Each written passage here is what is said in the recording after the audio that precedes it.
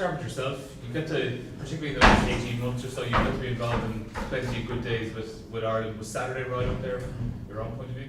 Yeah, Saturday was brilliant. Obviously a really physical, tough game, and to come out with the win, and obviously things didn't go to plan at times, but the resilience we showed across the board was unreal. So yeah, it's up there. It was a brilliant night, one I won't forget for sure. And from your point of view, and for Cian as well, like I think there were a lot of questions maybe about the depth Ireland have in the front row. Do you think you answered a lot of those questions at the weekend? Sure. I don't know. I just focus on what I can do and work really hard at that and try and improve myself and improve my game as much as I can. And I wouldn't heed too much attention about the outside stuff. I just try and keep my focus pretty narrow and in the moment. So I suppose, yeah. Cian, Andy spoke after the game about Finlay, and he said that in the last 18 months or so, almost every time he's played, he's improved and he's improved. How have you seen that over the last year or so? Probably think it's gone longer than that, isn't it? Really, like he's had his targets and things that he's been working on for, I would say, a good bit longer, and you've seen the progression, and I felt it having to go against them in scrums in particular, and then play around the park. He's become one of the cogs that makes it all work pretty well, and it's been a natural fit. Like, it's not something.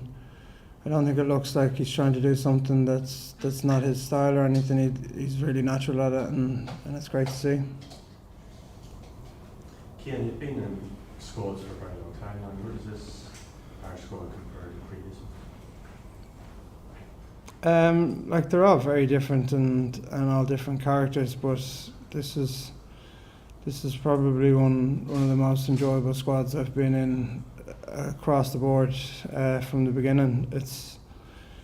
It's cultured around people being themselves and allowed to express themselves, working unbelievably hard when we're working and enjoying each other's company when we're off. And I think what the coaches and staff have done is really good, in a sense that it takes the anxieties out of unnecessary areas for us, and when that's gone, all we have to do as players is do our detail work, and that's done in a positive way because we're sitting with each other doing it. People aren't sitting in their room reviewing on their own, worrying about things.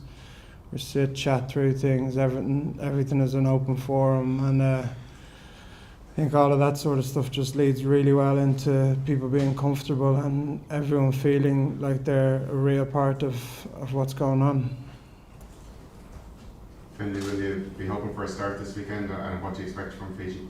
Oh yeah, of course I'd love to be involved, whether it's number 318.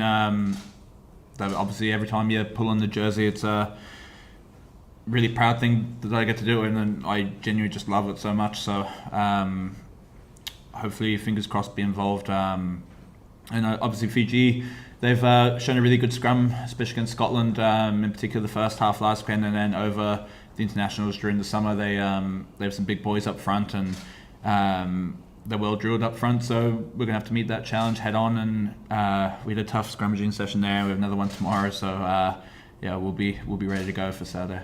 So the two of us are a little bit tired here. Yeah. Is the mentality different when you're starting as opposed to when you're coming off the bench? Well, it has to be, yeah. You have to prepare yourself differently. You have to think about how you're going to stay in the game when you're on the bench. It's something I've been working really hard on, because I spent majority of my career not in that position, and then now in that position I want to be able to be as impactful as possible in all the right ways and add positivity to the team. So when it's a constant learning curve now, like about coming on, but having seen things that have gone on in the game that you can give a message or you can directly do yourself that's going to have a positive impact. And it's been an enjoyable learning curve. I've loved it, and I've bounced off a lot of the back rows, to be honest, because they're just like, they're always in and out and changing, and asking them how do they deal with it, and what's the solution when you're drifting or when you're thinking something different. And it's been real good help having people there to kind of guide me along as well. What did you make of the Rassie Erasmus video? Did you see it? I did see it, yeah. It's not for me to comment. I mean, just in general, or do you think it's a good thing for the game, for coaches or people in the game to be criticising referees like that? What are you looking for? No, it's a general. You know, on a wider scale, like, I think social media is a dangerous place. I got in trouble for stuff on social media before. I learnt my lesson. I don't know. That's all I can say on it. It's my personal experience. Keane, just on those learnings you spoke of there, is there anything you do differently now? Obviously, having all the experience you have, is there anything you do differently to prepare for a game or in recovery? Yeah, you have to pick up extra fitness sessions here and there, and make sure you're on the ball with that. Around the mentality of the game, not really, because you're thinking about your impact, and your impact has to be the same whether you start or sub. Around the nutrition side of it, I would have learned a lot. In the beginning, I would have eaten like I was on the bench, so not had the same load of food, and I got caught off guard once or twice having to come on early and not having the juice in me to finish it out. So as a nutrition side of it, I'd still now fuel to start a game, and then that's where you have to pay off your dues in the gym then on the Monday and cycle it out, or do a bit of fitness just to burn it back off what you didn't get done. You said this is one of the most enjoyable squads that you've been a part of. How would you describe Andy Farrell as a head coach? That's a hard one.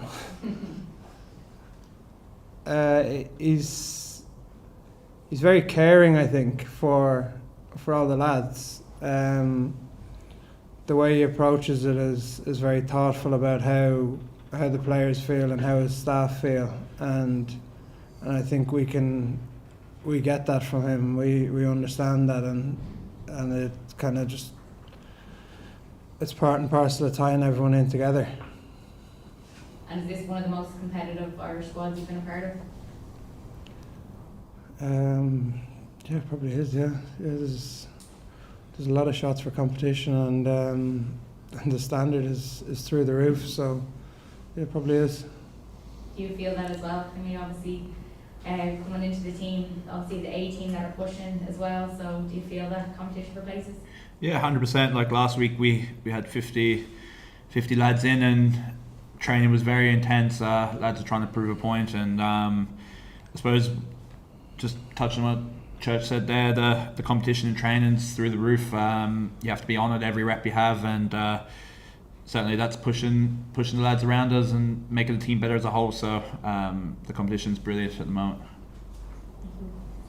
Cian, do you feel that this is one of the most adaptable Irish sides, as in before you might have done very well against certain teams but not so well against other teams?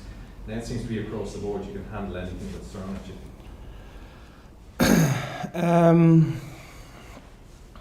I don't know. I think we've been probably, in a sense, yeah, we've been well drilled on a lot of different areas in training. There's not one main focus that you do or anything, and I would also say the clubs have been at a high standard like that. The clubs have dealt well with different things, with different forms of attack and defence, and you know, you come in from club to here to be polished off a bit more. You're not necessarily starting from scratch when you come in here. So everyone's being tested in all different ways, and then when it comes back to that, sitting down as groups, you're bouncing ideas off each other and how to deal with this, how to deal with that. I think the micro chat across the group with that about solving problems has been really good. Do you think that you'll have to learn to live now properly with the world #1 tags, as in that's something, the next stage of evolution, that you have a right now to be called the best team in the world because you've beaten all before you? Don't know. I'm not sure. Well, looking at Fiji, I personally, I would tend not to look at that sort of stuff.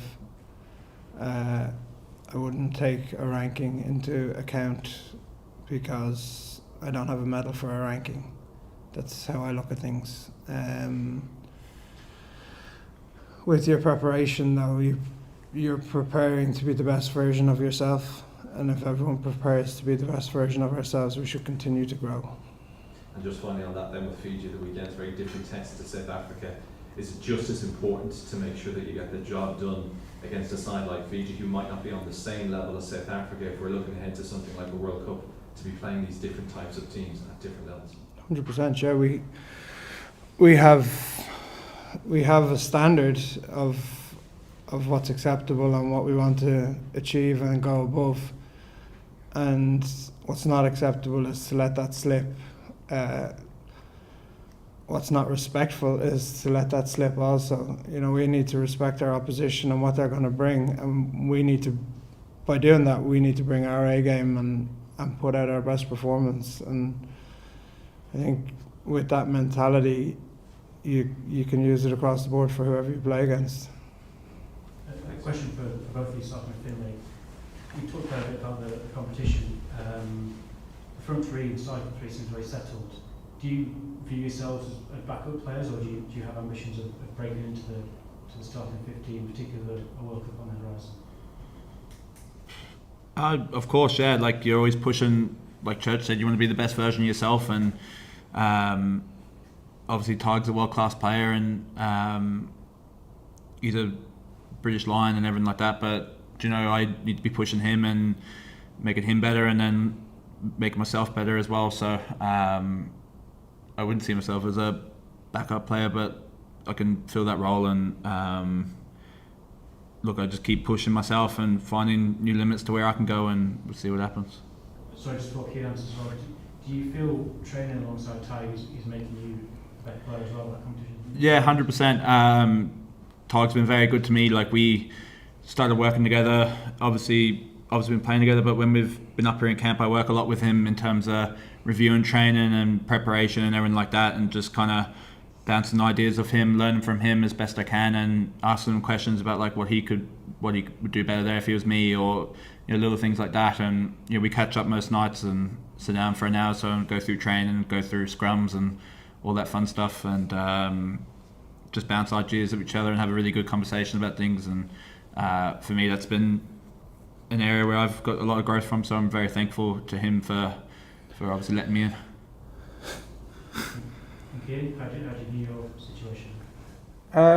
Pretty similar. I view it with a growth mindset, and about how hard I can push Jeremy and Andy, and